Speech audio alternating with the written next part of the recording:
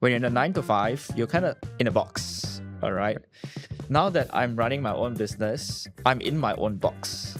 So I kind of gave that up because I knew what I wanted wasn't just that comfortable life. If I have 30,000 salary, 40,000 salary, or 50,000 salary a month, what would I do? I can get into a very big credit card debt, and say on top of that, I bought a house, and then there's commitments. I have a car as well that I have to pay for. And then I'll be like, okay, how do I then, pay for all this thing? Hey everyone, welcome back to the A to Z podcast, where we talk about life, career, and everything in between for Gen Zs. And today we're discussing about the A to Z of making your 5 to 9 your 9 to 5. And with me today is my friend and also co-founder of Brokoli Digital, Ryan Teh. And so Ryan, he is someone who has actually been doing this dual track thing for the longest time, actually. How long was that? 5, 6 years, yes. And Yeah. even when his 5 to 9 was already profitable, I was asking him, why are you still doing your full-time job? You could just do it full-time, your business, do it full-time. So that is what I want to know in today's discussion. So before that, Ryan, tell me a bit about yourself and what you do at Brokoli Digital. Yeah, so I'm the founder of Brokoli Digital. We're a growth and performance marketing agency. So we primarily help e-commerce companies or even service-based clients grow their customer acquisition. So on the e-commerce end, it's more on how to grow sales, how to find more customers, how to retain clients. And then for service-based are more like lead generation. How do you find more people who are interested in your services that you provide out there? Yeah. Right. So primarily that's what we do here in Brokoli Digital. And we focus a lot on how do we embed into our clients' team to be able to work with them. So, in the end of the day, we don't want to just be any regular agency where we are in here, receive a brief, and we execute based on that. We want to, be able to work with them very closely, just like their in-house team in some ways, like a sub-department, to be able to help them grow their client pipelines, their sales, for their business. Yeah. So this is a little bit about Brokoli Digital. What about you? What about you, myself? Okay, I do almost everything there. I think the recent months has been a lot of like admin work, hiring, SOPs, managing finances, planning how long and far can the company run without revenue.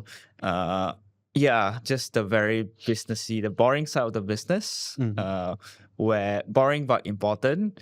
But it's just really housekeeping things. Yeah, I think as I grow, I think right now this year we have grown to about 10, almost 10 employees, coming to 10. As we grow this big, there are a lot of things to really look after, more from a business perspective, like how do I make sure that the team welfares are well taken after off. I also have to think about HR hiring, new hiring pipelines, organization structure. So as we grow bigger, how do we then split up the team? I mean, we started off with everyone doing everything. We still do. Just that how do we then segregate people's role better so that we have a team that is scalable rather than just for the situation today. Yeah, so I think it's a lot of planning to how to. Recent month is a lot of planning on how to get the business to grow a lot more in the coming years.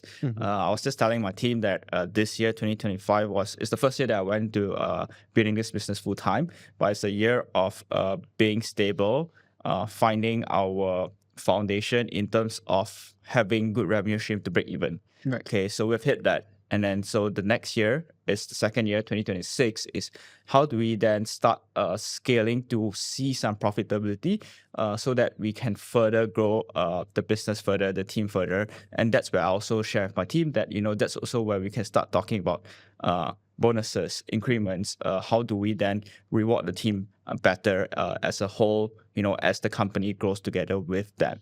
Yeah, so there's a lot of administrative stuff that I'm working on currently, on top of all the day-to-day client management, sales, closing deals, networking, meeting new people, and all the existing clients. Yeah. So I think it's been a very crazy and wild year, this 2025, and it has been a very big shift from what I was doing, my perspective towards business as well.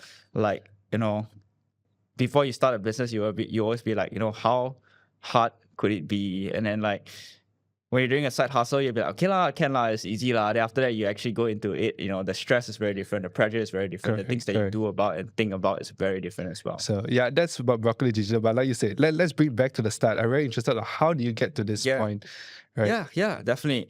So, I mean, I started out like pretty much any other normal person, where I started working first.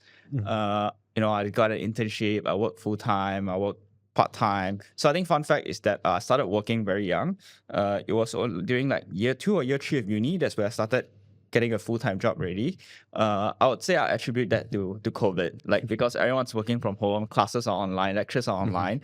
I managed to somehow squeeze in time to work full time and study at the same time. And because everything's online, we're just at home. So I started pretty early in my career, and I was in various marketing role. From very aggressive startup who raised funds in like 9 figures. So like about, I think when I first joined the startup, they raised about 200 million US dollar worth of fund. So I was in a very aggressive startup where helping them grow their marketing across Asia. And then I was in big company as well. Like I was in Teleport, which is a subsidiary under Asia. They're more in the startup vibe category when I first joined them, but they are in the end of the day still under a big MNC or a big company. Yeah. And then I was also, after that, I was in another company that sells raw coffee, green coffee. So they trade commodity. This company has been around for a very long time, based in the UK, and they recently expanded into Asia in the recent years. So, I joined them, helped them build up their e-commerce store, manage their e-commerce store to sell raw coffees to coffee roasters actually almost around the world. Yeah. So, yeah, I think that was kind of like a brief background of my career before I ventured into this full time. And all of that, while I was doing all of that, I was actually managing this agency on the side as like a side hustle. And I've done that for the longest time. Like I think I worked full time for someone for about 5 years. And then all these 5 years, I've always been running this. I mean, it started out as a freelance, and then as it grows, I needed more help. That's where I look for partners, where I look for employees, part-time employees to really work for me to be able to help grow this. Yeah, so I stuck with this quite a while for about 5 years before I actually decided to take a leap to focus on this full time. And yeah, like I was talking about this over the past 5 years. I met you so many different times. Why did you not switch when it was already profitable? Like it was almost the same pay as your full-time job, I would say, right? And at certain points. Yeah, there are points. There are times where I make in a month, I make similar to what I could make in my full-time job. There were up and downs, but there are definitely months that I could actually live comfortably with what I've made in my side hustle. I think it really goes back to confidence and mindset, right? As easy as a business sounds, it comes with a lot of uncertainty as well. So I think the general mindset, I feel like with a lot of business owners, is that okay, I get into business, I start something, how easy can it be? Okay, like let's say start from a side hustle point of view, okay, from my personal sharing. Okay, I managed to get somewhere, I managed to make some money. Then the thought of like, okay, now if I drop my full-time job now, I have no certainty on salary anymore. Because before this, right, let's say when it's a side hustle, right, let's say if a client churn or if I have a lower month, I could still survive with my full-time salary. So I think that was the first thing, more on financially, are you ready or not? And I think for the past 5 years, I've always told myself that, okay, we have to build up financially to be ready for this. But in reality is that I don't think I've managed that well enough financially to really have a very strong cash flow foundation to like, okay, quit my job, 6 months, no salary kind of situation. So I did not have that situation, and I was like dragging that for a very long time. And then I bought a house. Like it doesn't help that I bought a house. Then my lifestyle, I travel a lot, etc., etc. So spending just keep rolling, and then eventually I just did not think hard enough on how do I build this foundation, like this cash pool of foundation before I quit my job to focus on this full time. So I think I was procrastinating on that for a very long time. That was probably the biggest lesson that I've learned there. And I think the second thing is the purpose and vision in me wanting to, why do I want to start a business lah? Right. And also what does it mean? What does it mean for me personally to run a business? So I think those were the two areas that I felt like it wasn't strong enough before I've quit my job to really focus on this full time. And during that transition phase, I actually spent quite a bit, like a couple of months, to really just reflect a lot on that. And that's where I also seek out to speaking to other business owners, getting people's insights and people's past experience on how they've transitioned their career and all. Yeah, so I really think it's just a mindset shift, learning how to accept risk and control risk. I'm not saying like blindly take risk, but knowing what you have now, it may not be the perfect situation. How can you budget some risk in there? So I did a lot of budgeting, like, cutting like lifestyle expenses, thinking about, okay, what's the worst case scenario, what's the best case scenario, before going into, running this full time. But actually in reality, I did not like quit completely full time to go into managing this business. What I did was actually I looked for some ex-colleagues who who require some part-time job and all. They need marketing help, but they do not need like full-on marketing hire. Okay. So what I did was like I part-time for some of my friends, some of my ex-colleagues, while I was building this during first half of 2025 lah. Yeah, so I think it's also time. When I do part-time, that means I have more time to focus on my business, and when I can do more sales, then that's it grow lah. So eventually, I managed to ease into running this full-time.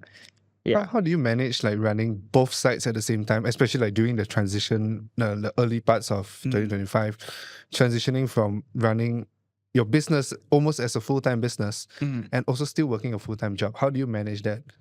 I think it's a lot of time management and long hours. I don't think there's a shortcut, in my opinion, into managing both. It's just really hard work and long hours. That's really just based off my experience. Yeah, time management and long hours is really how you manage it. It's really day and night lor. That's kind of how I kind of push through it. Well, was there that one? I'm just curious. Was there like one moment that you said, "That's it, fuck it, I'm gonna quit my job"? Was that one that? Yeah. So I think it's a very long journey lah. It was like almost the whole of second half of last year, where I felt stuck in my full-time career. I thought just a fun fact as well, like a fact that I want to share is also when I was in a coffee company, it was kind of like a dream job situation where I came from a coffee industry. So when I was studying, I was a part-time barista. I was quite into coffee for quite a couple of years before I go into my marketing career. So when I found this job and when I got this offer, I was like, oh my God, it's the best of both worlds. Because one, I was in the coffee industry. Two is that it's a skill that I know and I'm good at, that I can bring into that industry, which is, digital marketing, e-commerce at the time. So I thought I would be here for a while, but it did not turn out as, how I wanted it to be like. When I first joined, I was very excited. Yeah. Like, oh my God, like, dream job, finally in the industry and something that I can do. But after a while, I did not felt the energy to wanting to push anymore. So that's where I started looking out. So when I started looking out, I also like apply for different jobs. The most like upcoming up and rising startups with like very good funding and led by very famous people and all. Like I actually managed to go through at the end of the interview and actually got an offer. But at the time, I just did not resonate to any roles that I was applying for. So I think that was the flag number one, that okay, I felt like me going out there looking for another full-time job, it doesn't resonate to me, like regardless of the industry, the pay, the salary and all. So I think that's number one. Then number two is then how do I then go into this business full-time? So that's where I was a bit scared and concerned on, okay, will I actually make it or not? And that's where I met someone who shared with me that, okay, you're in a situation where your vision and your purpose is not strong enough. And when that is not strong enough, that's where your fear overpowers your will to be wanting to Right. build this thing. So that's where I learned and started to read a little bit about what's vision, what's purpose. It's as simple as it sounds. Like you think you want to, you can career, you can plan your purpose, you can plan your vision. It's a very simple word, but Easier said than done. correct. But when you start going into it on a deeper level, right?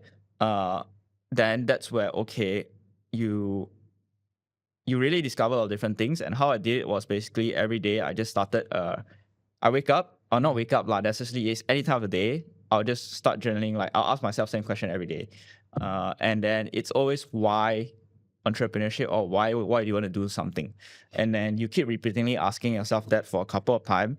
And I think this was written in the Simon Sinek's book, Start with why. Start with Why. So that was one of his approach, where you just keep asking yourself why 3 times or 5 times, and then eventually you come out to the pattern that what really resonates to you best. So I did that exercise coupled with all the different journey that I went through, and I just realized that what I was looking for at that time was really how do I find freedom to be able to build different thing and wanting everything at the same time. And for me, it's just a lot about not just career, but career, personal life, like basically maintaining my lifestyle that I want, traveling and everything, doing whatever I want, while still be able to grow a career at the same time. And then to a certain extent to be able to at the time I was trying to go into building a team and being able to influence the team to be able to help me grow this vision. And that is what Brokoli is built off today, is how do I help businesses grow, how do I help business drive impact.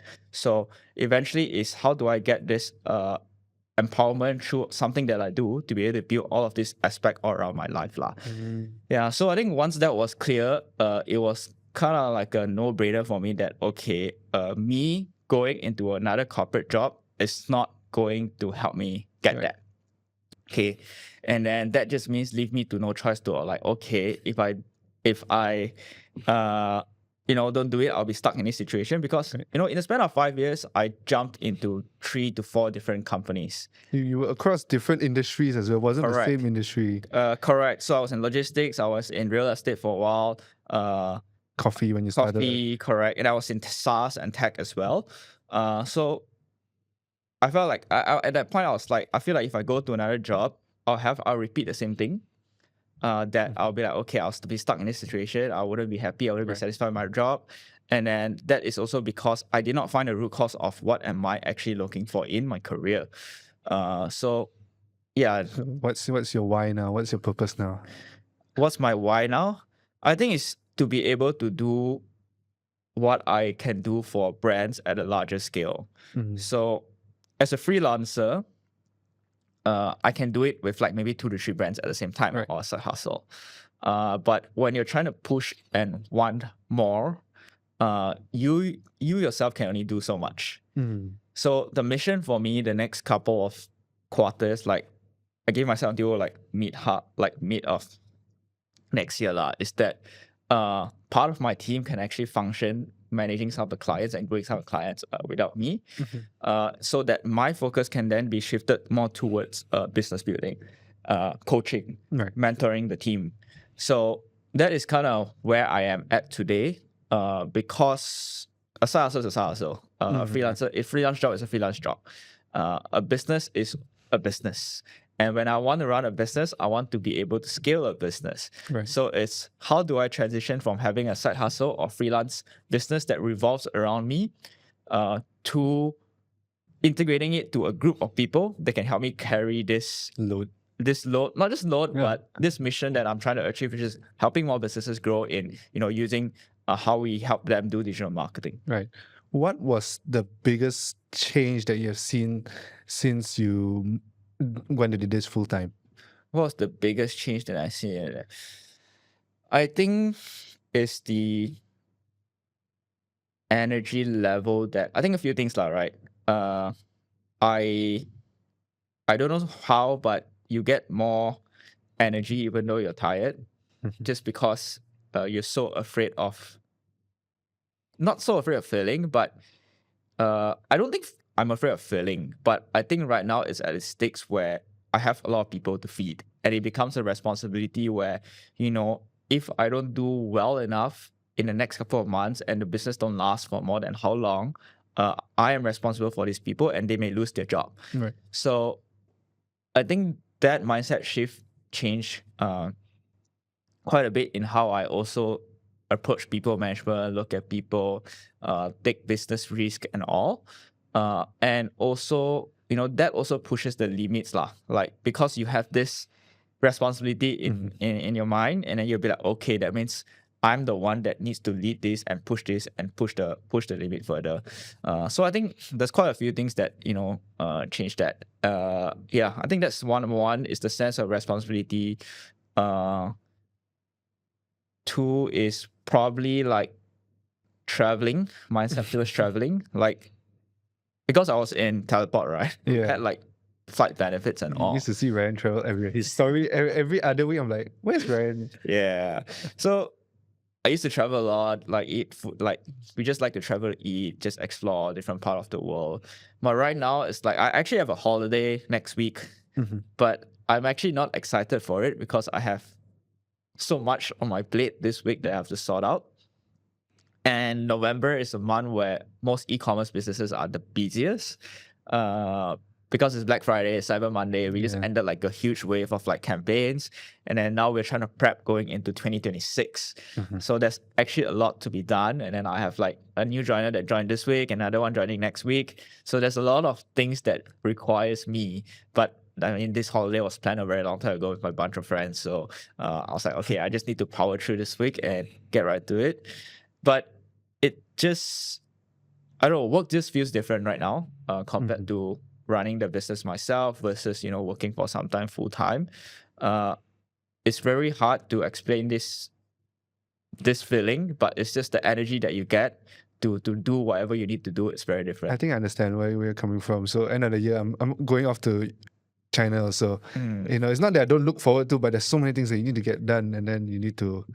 Now you're away from your office and everything. While if you are working, let's say 9 to 5, you're off means you're off. You're not responsible for. Not say not responsible, but you can just drop.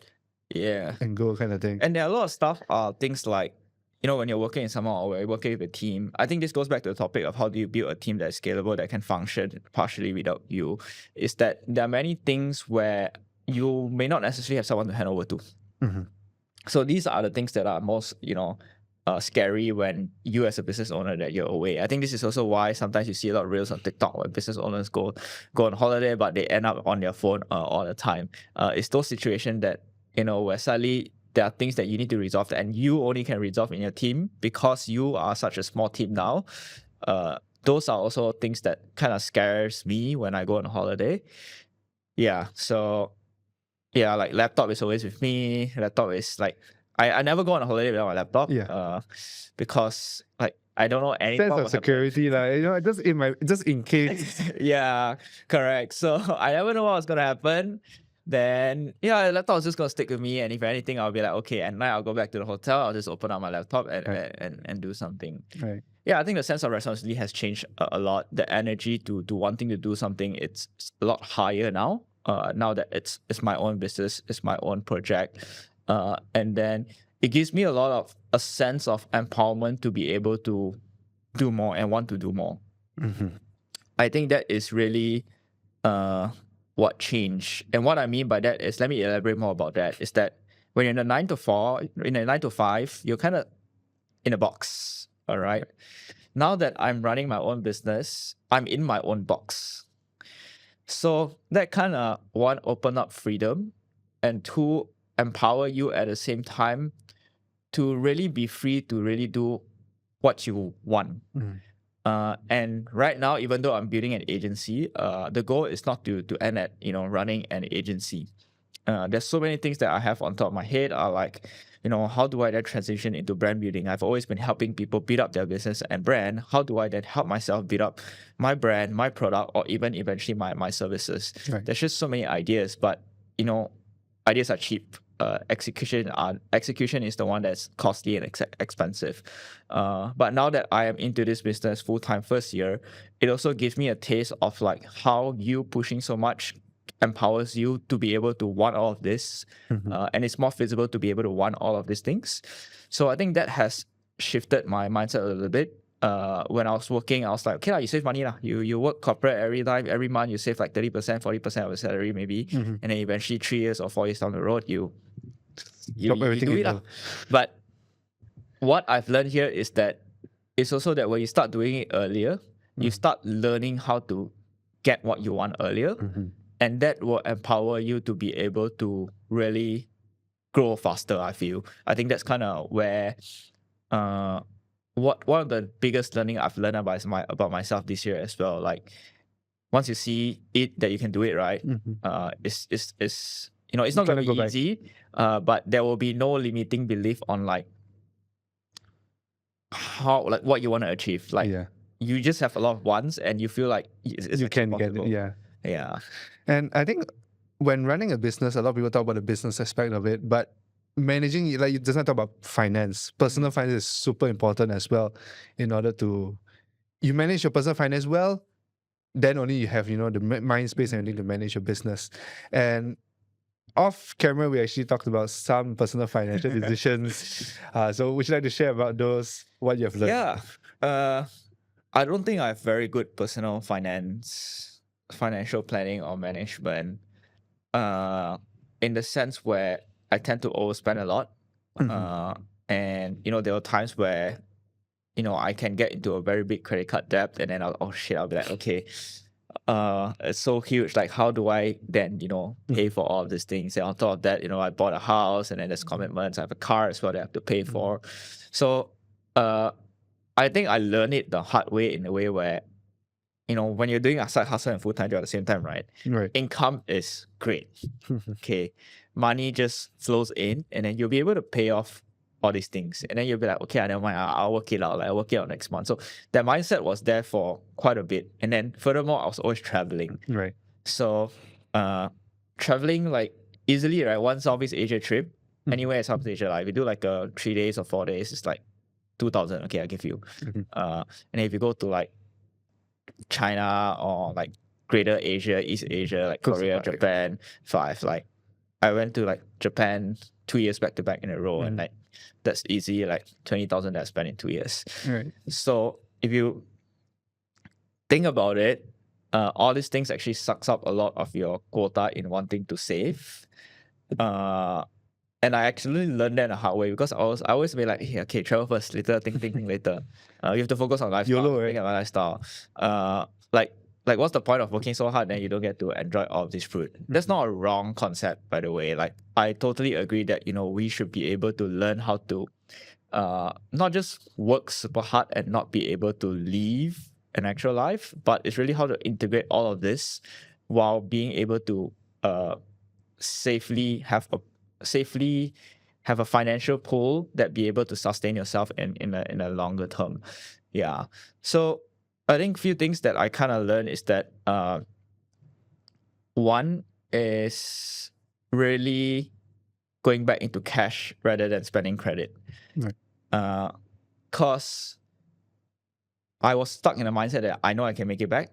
And I have credits that I can spend first. So I was stuck in that for a while. And then that eventually built up to credit card debts. And then I actually took a personal financing loan to really pay up to pay up this credit card debt that I had. So just to really break down all the debts I have in installment. So I actually just paid that off like a couple of months back. But that was kind of in a situation that I had. And that's where our mindset shift a little bit. I created a lot of ways to help me stop relying on credit card, because I was very blindsided in a way where when I started spending using credit card, I lose track of expenses. And these are not expenses like food, eating, or whatever. These are expenses like, okay, I want to buy that bag. I saw that bag. Or I saw that, new case that I want to buy. Or I saw that new gadget that I want to buy. Like, eating food will make you poor, okay? Like, unless you're eating lobsters and like fancy ass steak every day, you won't go poor from eating. So that's what I've learned. So it's less about that, but more about how I don't control myself whenever I want to buy something, or go on a holiday or go on a travel. Like I used to be like, hey, let's go somewhere, and I just book a flight, hotel, and let's just go. Yeah. So I learned that the hard way, and then there are phases where I just stop using credit cards. Credit cards are meant for like fixed expenses. Not fixed expenses, are like more important stuff like my insurance and all. So I just park that there. And then I went right to just spending cash. Right. And then that eventually helped me be aware of my spending. Are you still doing that now? Yeah, I moved from my day-to-day food expenses. I moved from instead of spending on credit card, I moved it to debit card. So I used to spend everything on my credit card, but now I moved it, and I just built better awareness in terms of okay, this is how much you've spent so far and all. Yeah, I mean, I think if you go out there, a lot of people tell you need to start spending track your expenses and all. The reality is that sometimes tracking expenses is not the easiest way to do so. And let's say if you do it once a week lah, okay, like at the end of the week, but 3 days back to back you go out with your friends, you already spend so much. Like, I think that there are definitely app out there that they can help you track on time. I think recently it's very hard, put it this way. I just sharing with you, like I used to track every other day, and then now what I do is I created a habit where I track every time I make a transaction. Because you're on your phone when you make a transaction, right? Once you transact, just key it in. Yep. But it took me a while, like at least half a year to get it. And I missed out so many transactions. You're not gonna, let's say, touch and go at a toll, and then you're gonna, okay, toll very live, and then I feel, but I get what you mean. If I may just share, maybe once a day. Correct. So I think I used to have like very big sheets that like track every single cent that I am spending. I started losing track of that when life happens, where so many things happen and you just stop thinking about all these things. So I think it goes back to discipline as well. And discipline also comes with what kind of tools that can accessibly help you do that better.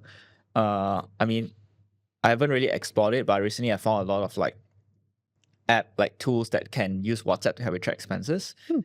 So you just type in your WhatsApp. It's like a WhatsApp chatbot. You just type it in, and then it will record it somewhere in the back end, and you can just log in to see. Yeah, so that's that. I mean, there are more and more tools and tech that can help you track that better. But in the end of the day, I think spending, tracking is only level 1 of helping you plan your financials better. I think step 2 is where how do you, balance long-term and short-term, especially when you start to have commitments. So I think right now it's like, I have a house mortgage to pay for, I have a car, monthly installment to pay for, and I have all my insurances and all the basic necessity and all of that. So, all these things won't go away, and you would just need to, commitment will always come. Okay, commitment will always come. You always tell yourself that you're not ready, and then suddenly like you suddenly have a house, or you suddenly have something. So I think that's where planning and research comes into play. I think I learned it by doing it, like get a problem to fix. Like you fix your own problem. Yeah, I fix my own problem. So I put a problem on myself, instead I fix it. But I think one thing about podcasts like that or content like that is that we can hear from people like us, and then don't make our mistakes. I think you'll still make mistakes, but maybe you are like try not to make the exact same one. Yeah, the 2 to 3 steps ahead. Yeah, so I think things are like cash flow when it comes to like buying a house. Like, do you have like 6 months worth of installment in there? Because this house I'm buying for investments, and do you have a fund for renovation parked aside? So it's things like that where I was like, I just buy. I'll save throughout the year, and then that was what I thought. Fuck me up. Yeah, I mean, I think it's also because properties are actually quite accessible today. Yeah. Where, it doesn't take a lot for you to commit to needing to buy. You just need a very good payslip. Correct. To be able to get it. So, I mean, I learned that along the hard way, and then I suffered a while, but thankfully I managed to like recuperate a little bit, compile a bunch of money to be able to allocate for this property. But yeah, I learned it the hard way, but it's also going into business that helps me to be able to recover that quickly. Yeah, because when I'm out of the box, out of the 9 to 5, you force yourself to earn more. Yeah, practically that's just how. Correct. So. Yeah, so I think that's why that goes back to like, a little bit more about why going to business and gives me this freedom and empowerment. I don't think it's freedom. I think it's just more of removing that limiting belief, and then you're empowered to be able to just do more things, to achieve more things within a shorter span of time. Yeah. Right. And I think just got one more thing I'll ask you is, did your experience with, these big companies, people who are raising funds and in different industry, how did that help you with your current job? Or do people actually just jump in straight? Yeah. What would you I think think about that? I learned many different things across different company types and jobs. When you're at a very early stage startup, you just got to know that you will be overdoing a lot of things. Sometimes things that are necessarily just because you're fast and you don't know if it works or not. You just do it and then you see if it works or not. So you do a lot. Sometimes you do things unnecessarily, and then sometimes it's messy, it's tardy. Like you just do, and then you may not like look presentable, like because you just want to see the outcome, and you just want to be fast. So that's not like startup power. And then when you go to more corporate, presentation plays a very big role. Then that's I think in different type of company, I learned a lot of things. Like when I was a startup, I learned how to be fast, how to execute, how to be able to function in a very high pressure environment. Okay, when you're in a bigger company with more stakeholders, I learned a lot more on managing humans. And when I say managing humans, I don't mean by like employees, I mean by big bosses. Manage up. Correct. So it's like, how do you paint the right narrative for yourself? How do you paint the right narrative for the project that you're working on? How do you build slides that are not overly complicated, but still has everything that the reader or the audience needs to know? So I've learned a lot of those things in like bigger companies, and I feel like all of this different learning plays a role in how I build my business today. One is that when I meet different clients, I get to relate different clients on different level, and I can calibrate and adjust myself to provide the services based on where their company is at, the pace of their company is at. Right. Yeah. So that collectively helped me calibrate myself and my team to how to serve different clients. And then it also helps me strike a good balance on how do we be fast, agile, but at the same time maintain a certain level of quality that you want to achieve when it comes to presenting something. Yeah. So I'll say I'm grateful that I've managed to actually go through a cycle of like big NMCs, some companies that are more dinosaur type of tradition, like era. Like when I say dinosaur, I mean like it's just a company with really long history, and not a lot of things are very digitized and all. And people who are working there, they're very nice people. It's just that they've been working with this system for a very long time. It's a big ship. Yeah. So you won't be surprised that out there you still see a lot of very manual way of working out there in some companies. Yeah, so I think all of this plays a role in how that shaped me as a person today. It gives me a lot of understanding of how different businesses work, and that helps with sales lah. Because when you understand your client's need, you know how to close them better. Right. Yeah. And I think there's one last thing before we end is, what advice would you give to people who are either, just starting out their own business, or they actually like dual tracking like you? What do you say to them? And I think one more thing is, what if they tell you, I'm not ready? I don't think so, I'm ready. Yeah, I think I was in similar phase as well. I would say you will never be ready with anything. Okay, no, I think just let me just get my thoughts. So I think the few things that I'll really tell people is that, one is that, do you really want to start business or not? Okay, I think business is not as, how do you say, if you're in it to make money, right? I think there are smarter ways to do it lah. All right, like fast, like when I say stable fast money, I think there are faster way to do it. I would say find out what your mission is when it comes to wanting to build a business. I think reading a few books that really helped me was like, there's this book, I forget what the author name is. It's from barista to a billionaire. Oh, okay. So that guy he used to be a barista, then he moved to starting a web development agency. So I kind of resonated to that, and then eventually acquired companies, investment companies, and then became like a VC, and then eventually grow into a kind of billionaire. And then he still felt stuck. Like, that book spoke about how he got so rich that he also made property, and he just hired one person just to manage all his personal property. It's not even company property, but yet he still felt like, what's the point of life? So I think through these books and like Simon Sinek's like A Start With Why, and then Peter Thiel's 0 to 1, I think in all of this book that you read, there's one similar pattern that you get is what is your vision, your purpose, and where you head. Like, what's that mission that you have in yourself? Yeah. So once you have that grounded, it would help you a lot. Like, the mindset will help you a lot along your way of starting a business. Yeah.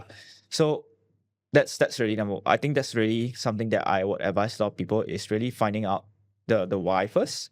It may not be an easy process, but that process, the moment you anchor down that mindset, that why, I think it gives you a lot of endurance to really run that business. Yeah. Because when you're running a business, I think this 1 year is a lot of questioning of myself. Like 12 a.m. Friday night, I'm like, usually I'll be playing video games at this time. I'll be like, but I'm here doing whatever I need to do. So, and then you have to remind yourself of like, oh, okay, it's because of this or it's because of that. Yeah. And going back to that topic, I think the misconception of you making more money when building a business, yes, it's true, but it's not as stable or as instant, or they are basically more risk placed.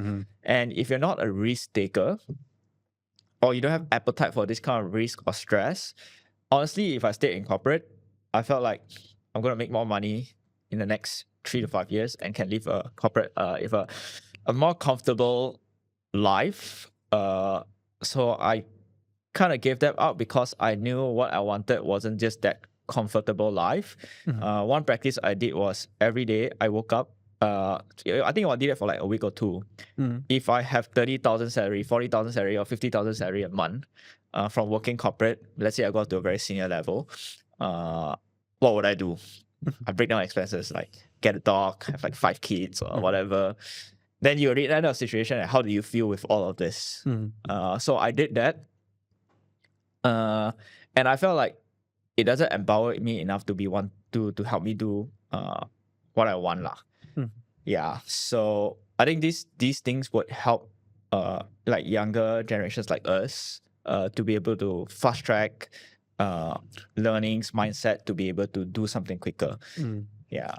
All right. So thank you so much, Ryan. But right before we end, how can people get in touch with you at Brokoli? Yeah, I think you can go to my website, brokolidigital.com. My WhatsApp number is there, so anyone can actually literally WhatsApp me there. So that's what you do for your business when you need sales. You just give people your contact information like that. But yeah, go to brokolidigital.com or just follow my IG. I believe it will probably be tagged. Yes, everything will be down in the description down below. Yeah, just reach me out, DMs or my website, and you'll be able to find me to potentially work with me. All right. Thank you so much. And if you've watched until the end, so a little fun fact, me and Ryan, so my first ever podcast, he was my 5th guest. And the podcast was still up there. So if you want to see how far I have gone with podcasting as well, and how far he has gone in his career, you can go check it out. The sound quality is shit. But yeah, and I think the topic was how to make money while studying. Yeah, that was 5 years back. I mean, it was quite successful because I've managed to live quite a enjoyable life while doing that. Like travel, eat all I want, get all the wants like every young people will want.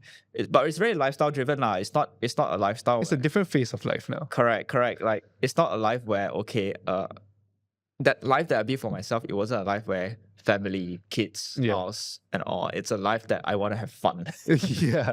So if you have the time, go check it out. Yeah. All right. Thank you so much for watching. So anything, all Brokoli's socials, website, everything is all in the description down below.